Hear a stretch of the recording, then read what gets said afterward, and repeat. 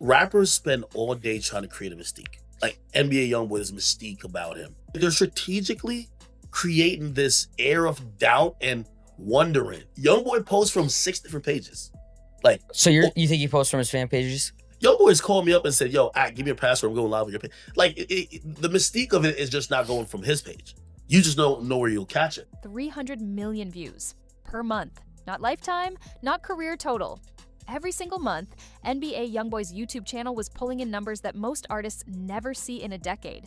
And that's just one piece of it. Because when you actually break down how this machine works, the label, the publishing, the features, the real estate, the merchandise, what you're looking at isn't a rapper who got lucky with a few hits. You're looking at a 25-year-old who built a system that generates money whether he's on stage, locked down, or completely silent. So let's get into exactly how it works. It started in Baton Rouge with nothing except volume. Golden wasn't backed by industry connections or celebrity cosigns. What he had at 14 years old was consistency. Mixtape after mixtape. Not once a year when the rollout was ready. Constantly. Raw music, real emotion, and a fan base that grew because he never disappeared. By 16, reports suggest he had already crossed into 7-figure earnings through early deals, show bookings, and digital momentum. At an age when most artists are still trying to get discovered, he was already monetizing attention. And the key insight he took from that early period was simple. The more content you own, the more revenue streams you can unlock. That mindset built everything that came after. While most artists were chasing radio spins, Youngboy treated YouTube like a 24/7 television channel. Multiple uploads, consistent drops, no long gaps, no disappearing for 6 months to build mystique. He flooded the platform, and the algorithm rewarded him for it. At his peak, he was generating 250 to 300 million views per month. YouTube pays roughly $3 to $5 per 1,000 monetized views. Run that math and you're looking at over $1 million monthly from ad revenue alone, even after label splits. But the real strategy wasn't just the money per view. Every new upload pushed older videos back into the algorithm. When fans clicked on a new drop, they'd rewatch older songs. More watch time meant more promotion from YouTube itself. The catalog became self-feeding. Songs from 2016 still generating revenue in 2025 because new fans kept discovering them. He built this during periods when he couldn't even tour. Legal restrictions, house arrest, didn't matter. The YouTube machine kept running with no stage required, no travel required, nothing except content he already owned. That's infrastructure, not luck. At one point, Youngboy ranked among the top 5 most streamed artists in the United States. Across all genres, not just rap. Spotify pays roughly 3 cents to 4 cents per stream. Apple Music pays closer to 7 cents to 1 cent. Small numbers individually, but at 200 to 300 million streams monthly, that translates to $600,000 to $900,000 before splits. What separates him from most artists at that revenue level is how he maintains it. He doesn't drop one album per year and wait. Albums, mixtapes, surprise releases, deluxe editions, the pipeline never stops. Streaming platforms reward volume and engagement. The more frequently listeners return, the more playlists and recommendations push the catalog forward. And because of what industry insiders call catalog compounding, when a new project drops, older projects spike in streams too. One release fuels 10 others simultaneously. The money runs 24/7 across global time zones. No downtime, no off switch. This is the part most fans skip over entirely. And it's the part that builds real long-term wealth. Publishing royalties are composition money, not performance money, not label money.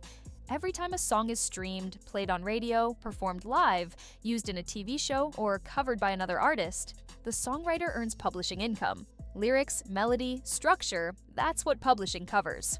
Because Youngboy writes and releases at an extreme pace, his publishing catalog is massive. Hundreds of songs generating thousands of placements across playlists, billions of cumulative streams, and revenue that compounds over decades. A hit song doesn't pay only when it drops. It pays for years. Songs released in 2016 are still generating royalty checks in 2025. And as new fans discover older projects, those royalties increase rather than fade. Industry insiders estimate his publishing generates well over $1 million annually, possibly significantly more depending on ownership splits. And publishing doesn't pause. It doesn't care about touring schedules or legal situations. It runs automatically in the background month after month, whether he puts out new music or not. That's the definition of passive income at scale. This is where the shift from earning to owning becomes clear. When you're only an artist, you eat from your own work. When you own a label, you eat from everyone's work. Never Broke Again isn't just a brand name. It's an imprint where Youngboy signs and develops other artists. Every time they stream a song, book a show, sell merchandise, or drop a project, a percentage flows back to him.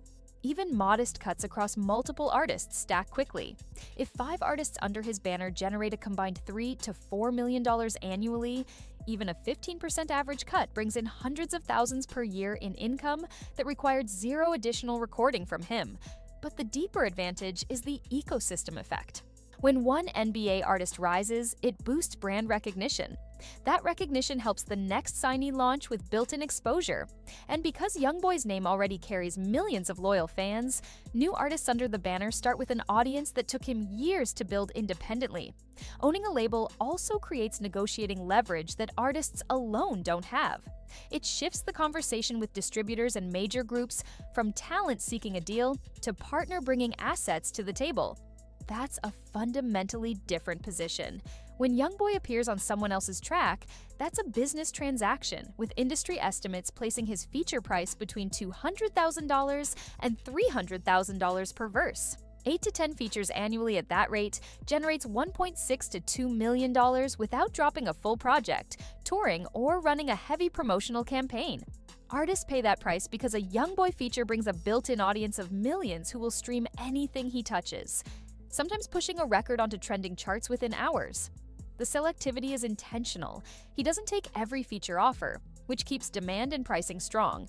And in some cases, features reportedly come with back-end percentages, a share of streaming or publishing on the record itself, turning one session into multi-year revenue. Merchandise operates on similar logic. The Never Broke Again name is a lifestyle brand, not just a label. A hoodie costing $15 to $20 to produce retails at $60 to $90. A t-shirt at $5 to $10 production cost moves at $35 to $45. Limited drops create urgency, fans know items might not return, so conversion happens fast.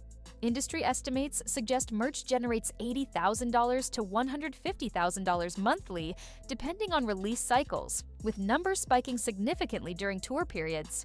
Music feeds merchandise, merchandise reinforces brand. Brand strengthens music. That cycle compounds independently of any single release. Everything discussed so far runs steadily every month, but touring is the switch that accelerates everything simultaneously. Past tour reports suggest gross revenues reaching $60 to $70 million over a full run. Breaking that down during an active stretch means $4 to $6 million monthly when everything is firing. 6-figure show guarantees, multiple shows per week, VIP packages, venue merch sales, and back-end ticket splits all layer on top of each other. But the less obvious impact is what touring does to every other stream. When he hits a stage, fans go home and replay the catalog. Older songs spike in streams, merch sells faster, YouTube watch time increases. Every live show creates a ripple across every digital platform simultaneously. Here's what makes the system genuinely impressive, though. Because of legal restrictions at different points in his career, touring went completely dark for extended periods. An income stream capable of generating millions per month paused entirely, and the empire kept running. YouTube didn't stop, streaming didn't stop, publishing didn't stop. Label income didn't stop. The machine that he built around owned content and catalog depth continued generating revenue without a single show. Touring is a multiplier, not the foundation. Most artists build careers where touring is the primary income and everything else is secondary.